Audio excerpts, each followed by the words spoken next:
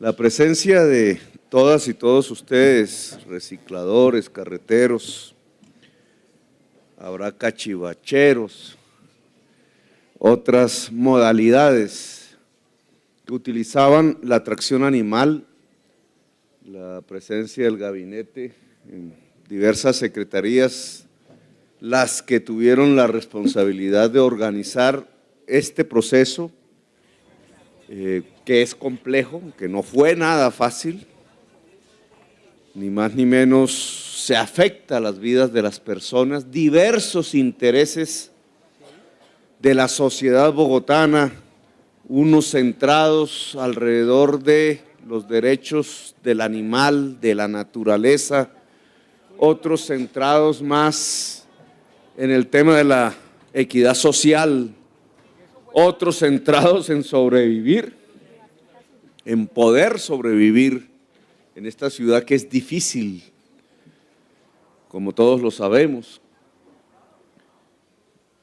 Esa complejidad de intereses fue tramitada por el distrito, por la Bogotá humana, tratando de lograr un gana-gana, que ganara el animal, que ganara el ser humano, que ganara la ciudad.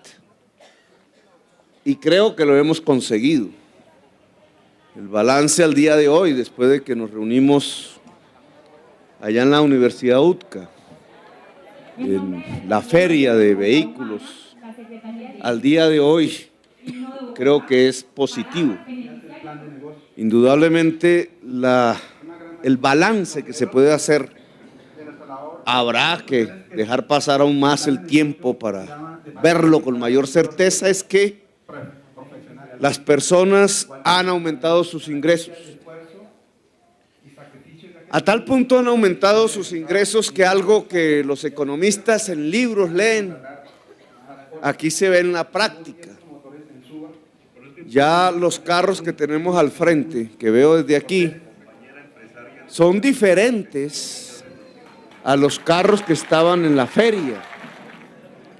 Si mal no recuerdo, allí habían pequeños carritos,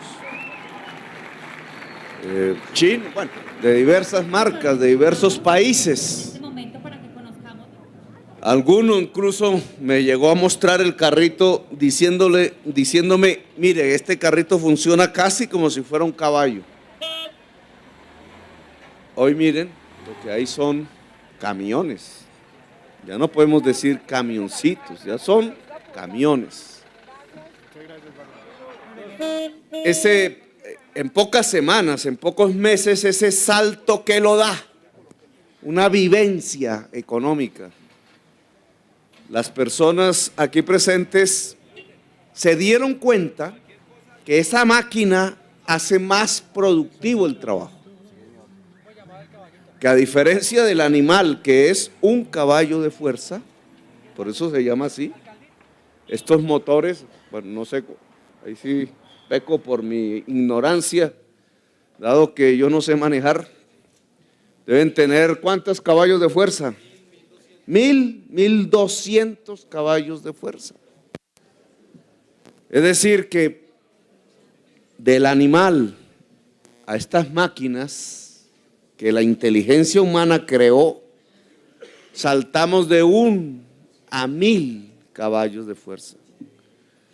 Es casi como si juntáramos nuestros caballos rescatados, que ya son 318. Imaginémonos. Sería hasta una bonita imagen parecida a un comercial que había en televisión. Juntarlos todos. No podríamos decir que soltarlos por las calles de Bogotá porque me revocarían. Tener un sitio donde poderlos juntar todos, una inmensa manada libre de caballos y yeguas. Un homenaje a la naturaleza y a la libertad, porque siempre el caballo y la yegua nos ha traído ese recuerdo, por eso esa convivencia de tantos milenios entre el ser humano y el caballo nos trae siempre una idea subliminal de libertad, de fuerza. yo diría de dignidad, como nuestra adoptante mencionó, pues esos 318 caballos juntos no tienen toda la fuerza que tiene una máquina de estas. Y esa fuerza de esta máquina, hecha por la inteligencia humana, al ser manejada por ustedes, al ser ustedes propietarios de ese medio de producción, porque es un instrumento de trabajo, los puede hacer más ricos. Eso es lo que ustedes han observado en la práctica. Los economistas lo leen y hay libros así de gruesos, ¿no, Bateman? Libros así de gruesos para demostrarlos. Ustedes lo practicaron. Descubrieron que si el instrumento de producción permite más productividad, se genera más riqueza. Y eso es lo que precisamente queremos incentivar con este programa. Porque además ustedes aprendieron otra cosa que yo creo que venía desde antes, que para poder tener máquinas más grandes, más productivas, hay que asociarse, hay que solidarizarse. Si nos juntamos dos, podemos tener una máquina más grande, y si son tres, más grande, y si son cuatro, más grande. Y si la juntura de las personas lo que hace es multiplicar por más la fuerza de la máquina, por más que proporcionalmente, entonces ustedes han descubierto que cada uno individualmente recibe muchísimo más riqueza, dinero, ingreso para la familia. No voy a aburrir más con clases de economía, pero me interesa porque es así como se aprende la realidad económica de los pueblos. Aquí surgen dos mensajes fundamentales, o varios. De la pobreza se sale trabajando, pero el trabajo cada vez es más que el músculo, sea del ser humano, sea del animal, cada vez es más el cerebro aplicado a la tecnología y a las máquinas. De la pobreza se sale trabajando, pero juntos, no por separado, no como llaneros solitarios, luchadores solitarios en medio de la barbarie, sino que es al contrario. De la pobreza se sale de manera solidaria, y las palabras aquí dichas por, ¿dónde está el compañero? Allá, ¿cómo es su nombre? Mi tocayo. Mi tocayo tiene toda la razón. Esa parábola que usted enseñó al final sintetiza lo que es la solidaridad humana y la solidaridad de la humanidad con la naturaleza. Usted dijo la parábola del burro y del caballo. El neoliberalismo va en contra de esa parábola, ¿cierto? Porque el neoliberalismo lo que dice es: compitan solos, defiéndanse solos. Esto es una competencia, y el que no pudo, se quedó. Usted dijo todo lo contrario. El burrito, por ir solo, porque el caballo lo dejó solo, se murió. Pero al caballo le tocó arrastrar la carga del burrito y el burrito, y seguramente también por ello mismo perecería. Usted lo dijo con claridad: lo que le tocaba al caballo era ayudar al burrito. Lo que le toca al ser humano es ayudar al caballo y ayudar al burrito y ayudar al otro ser humano. Esa parábola es toda una ideología en contra del neoliberalismo que nos va diciendo: usted defiéndase solo e impórtele un comino lo demás. No se dé cuenta si se ensucia el río o el humedal. No se dé cuenta si se pavimenta el campo. No se dé cuenta si se están destruyendo los seres humanos. Usted gane y punto, y no mire a los demás. Pues ese va a tener que arrastrar el cadáver del caballo, del burrito y de los otros seres humanos, porque una sociedad así no convive. Bogotá Humana está disminuyendo la desigualdad social en Bogotá. Y este es un tema al que no aspiro que le den un gran debate público, porque tiene tan profundas consecuencias que no les conviene a algunos que se sepa. Y lo van a intentar ocultar por lo que eso significa. Bogotá Humana está disminuyendo no solamente la pobreza, sino la desigualdad social. Algo que este país no ha podido hacer en décadas. Eso se mide. Y es importante que ustedes sepan cómo se miden, porque por eso es que a veces nos engañan. Hay un coeficiente que mide la desigualdad social. Bateman, ¿cómo se llama?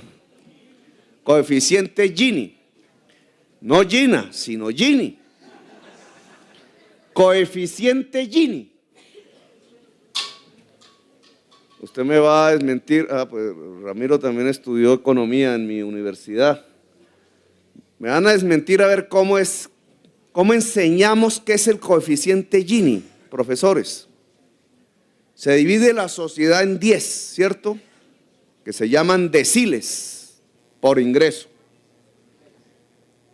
El 10% más pobre, el 10% más rico, y ahí en grupos de a 10 por ingresos.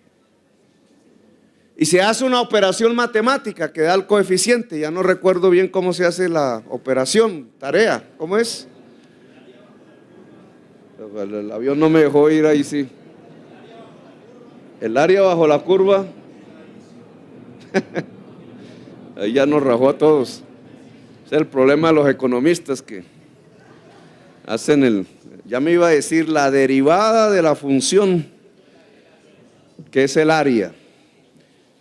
Vamos a explicarlo. Esa diferencia entre los ingresos del 10% más rico y los ingresos del 10% más pobre tiene una medida, que no es el metro, sino que es lo que se llama el coeficiente Gini. Si toda la riqueza de la sociedad estuviera en el 10% más rico, eso daría 1. Es decir, que entre más nos acerquemos a 1, más desigual es la sociedad. Menos tienen los que no tienen y más tienen los que tienen. Cada vez que hablo así dicen que estoy hablando de la lucha de clases. No, esto es teoría económica. ¿Cuánto era el coeficiente Gini de la ciudad de Bogotá en el año 2002? 0.58. Es decir, más cercano a 1. Es decir, la ciudad de Bogotá, una ciudad desigual socialmente. Comparadas con otras ciudades del mundo a las cuales se les puede hacer la misma medida, señoras y señores, la ciudad de Bogotá era una de las ciudades más desiguales del mundo. No de Colombia, que también, sino del mundo.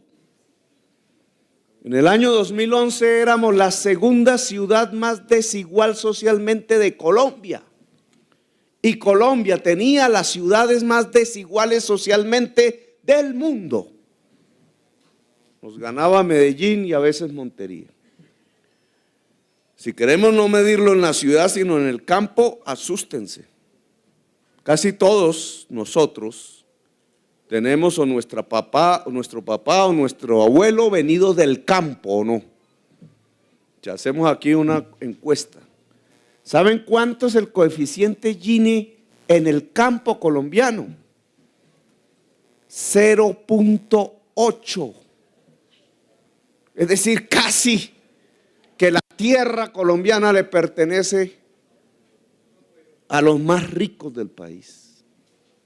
Casi que los pobres del campo no tienen nada.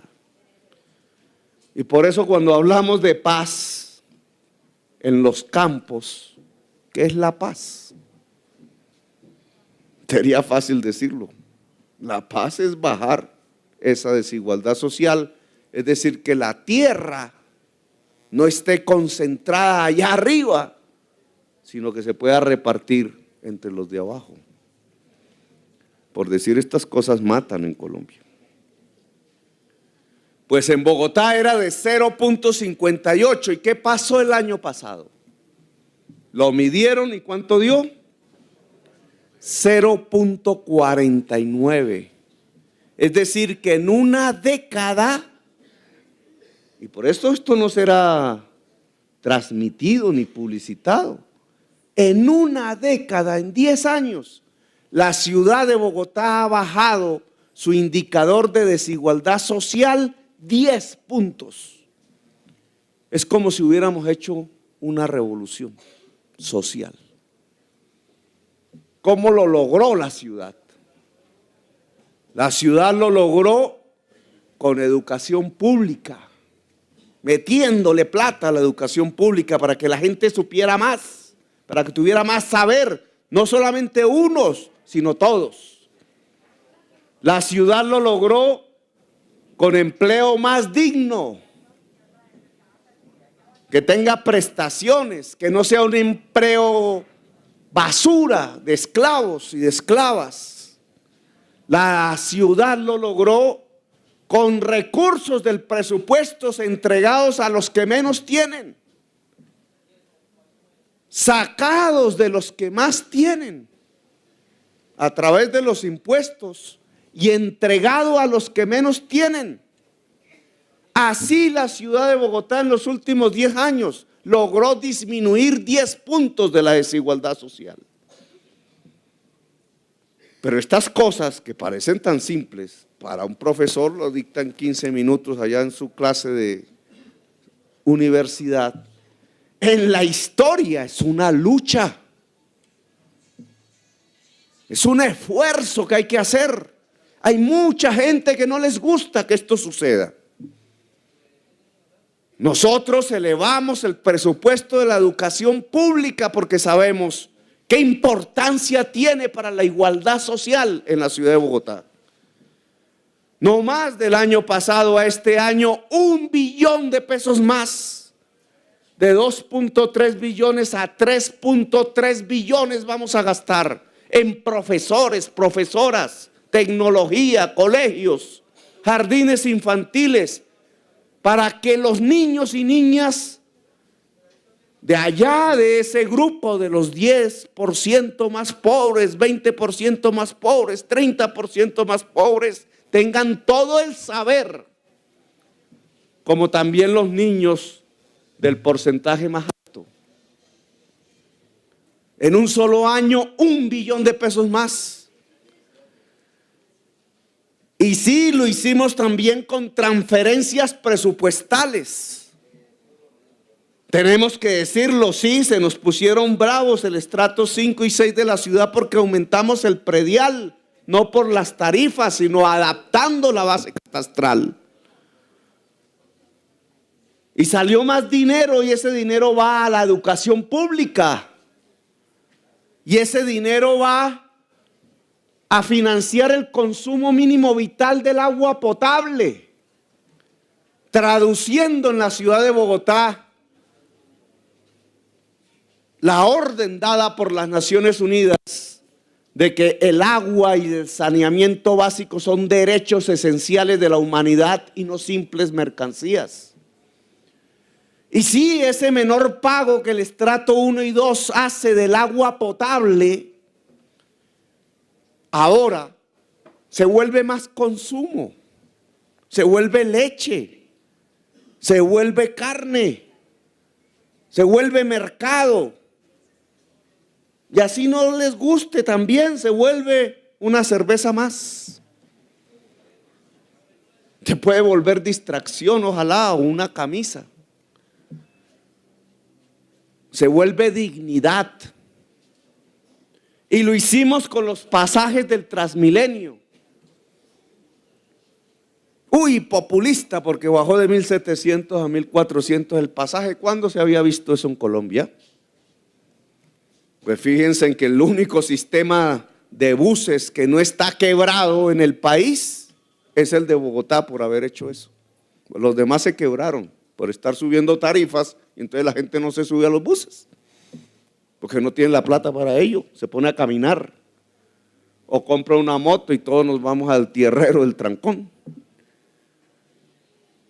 Política que tenemos que profundizar más, señora secretaria de Movilidad, porque ahora sí hay que implementar el subsidio del transporte. Y lo hicimos dignificando el trabajo. Y ustedes son una muestra de ello. Cuando dijimos que los recicladores, que no son más ni menos que 13,000 familias, iban a recibir ingresos por el reciclaje, iban a tener la atención del Estado, como nos lo ordenaba la Corte Constitucional, no solamente lo estábamos haciendo porque creyésemos en San Francisco de Asís, que se puso de moda con el nuevo Papa.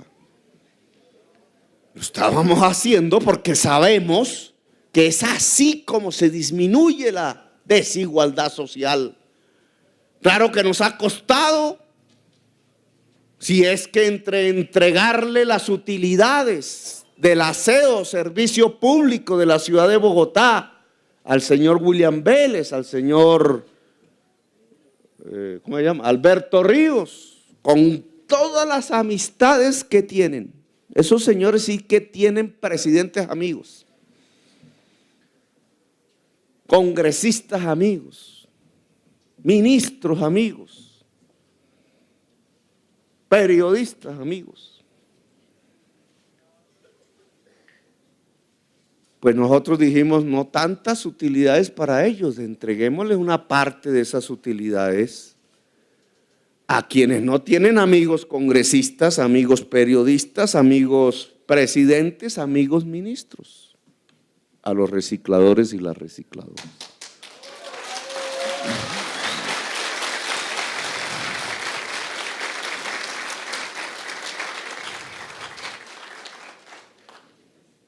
Y miren el resultado, medido en el coeficiente Gini.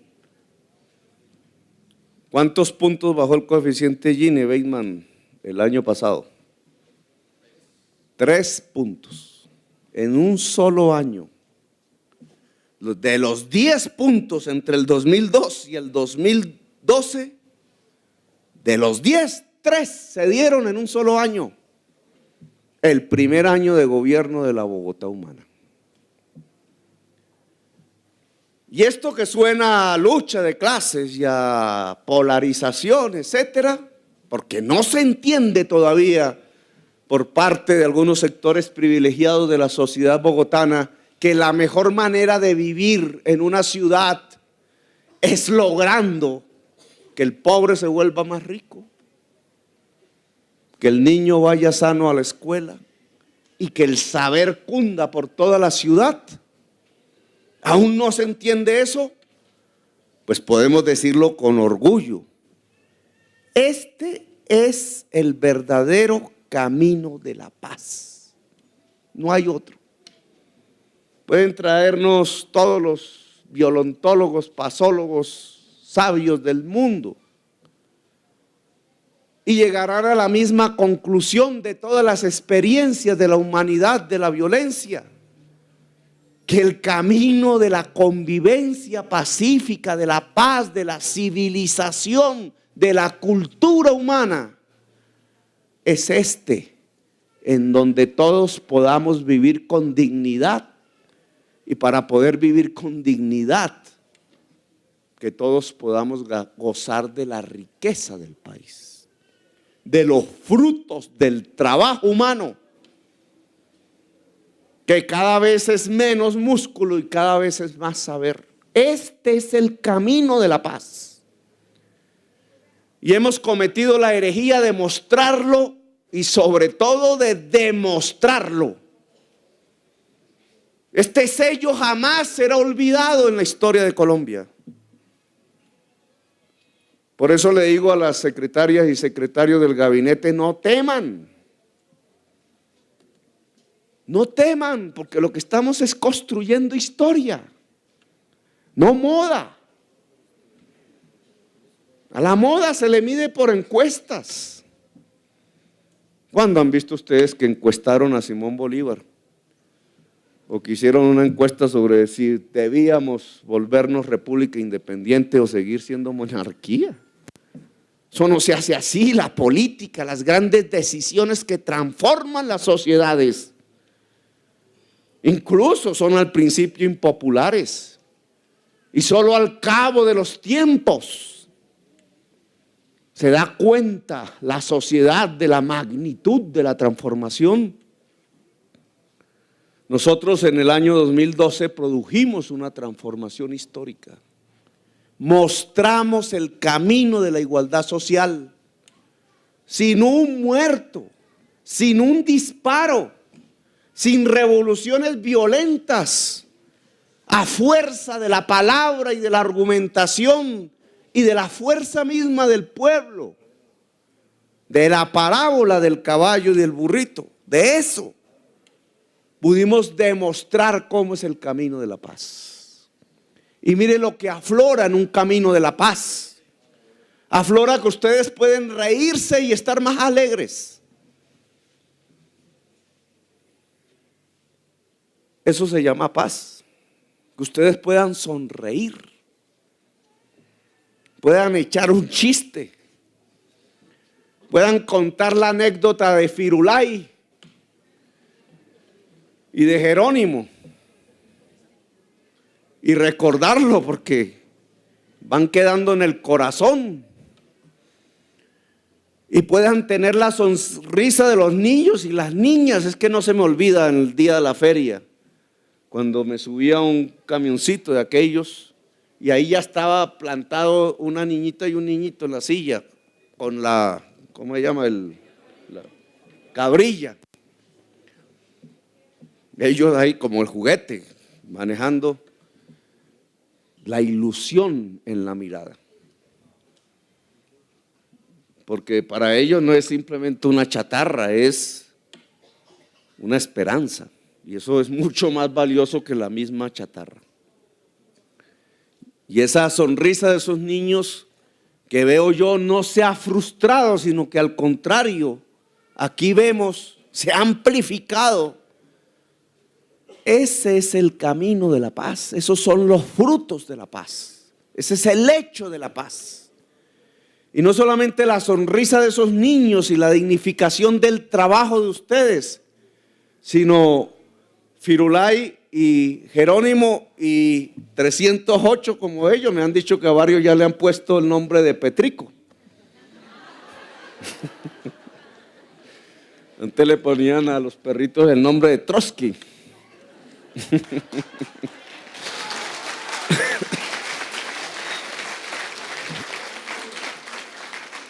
Ellos no nos pueden hablar, pero es indudable que de ahí también sale un mensaje. Es el mensaje de la tierra, el mensaje del planeta.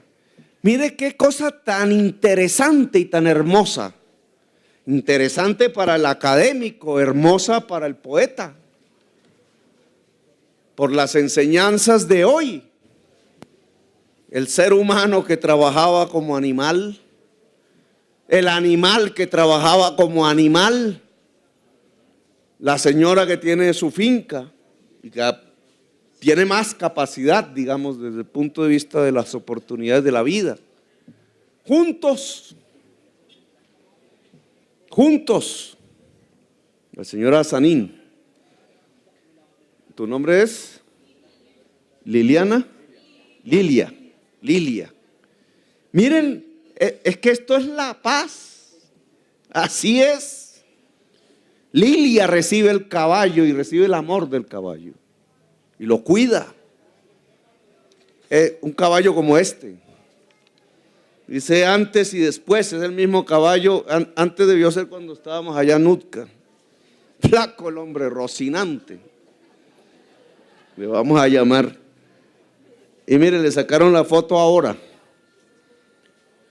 Aquí dice, en el momento en que le sacan la flota, flaco, dice, después de echar mucha carreta, hoy me pensiono. Aquí estaba Rocinante. Ya le tacharon el hoy me pensiono y entonces sale aquí la otra foto. Pensionado. Abril 02 del 2013.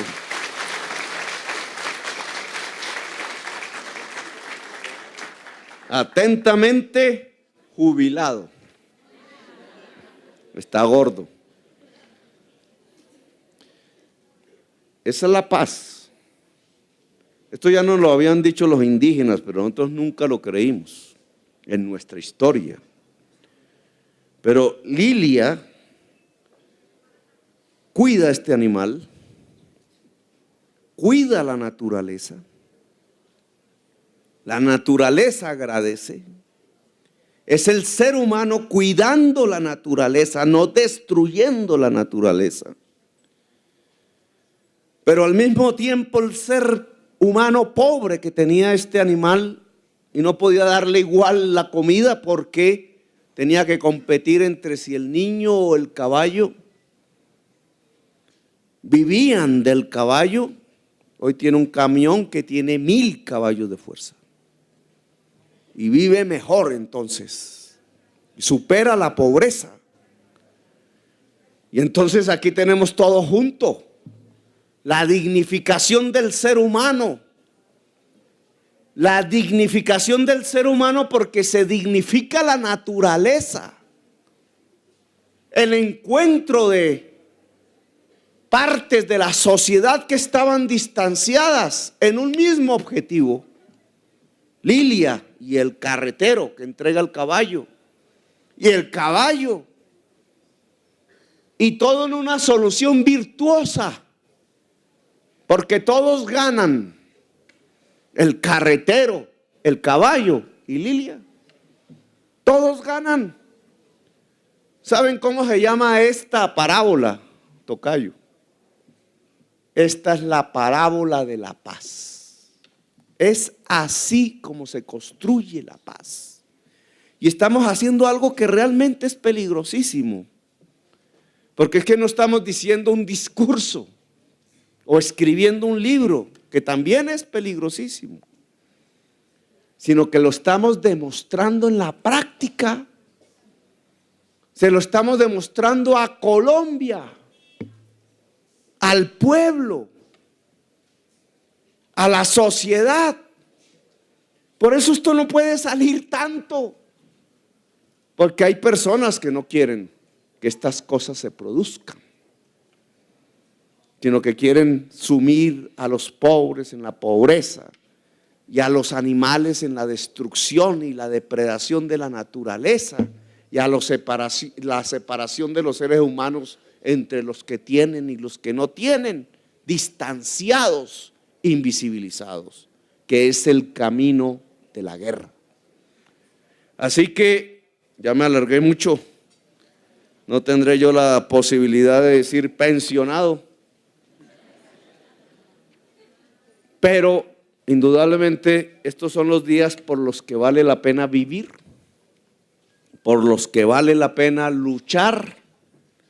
Es como dice el cantante, la bilirrubina, que permite resistir, porque hay que resistir para poder demostrar no solo que una Bogotá humana es posible, sino que una Colombia humana es posible. Gracias, muy amables.